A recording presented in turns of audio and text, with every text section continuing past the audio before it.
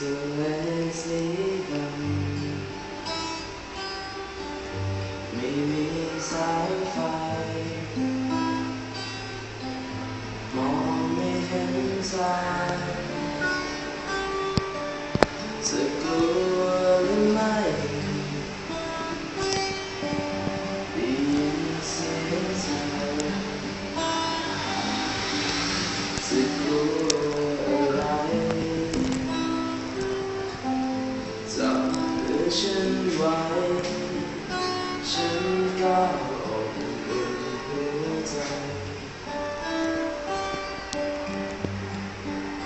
จะเหน็บหนาวทุกคราวที่จะคลื่นลมก็ห่มใจฉันด้วยความอบอุ่นของเธออาจมองไม่เห็นเส้นทางขอบฟ้าไกลยังมีแสงดวงดาวที่คอยนำทางให้เราก้าวไปเธอแน่ใจฉันแน่ใจทะเลสีดำไม่หนาว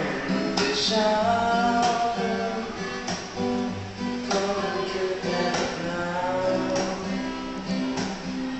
จะไม่ใช่ไหวทะเลสีด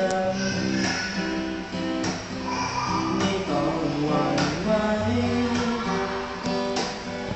จะทำฉัน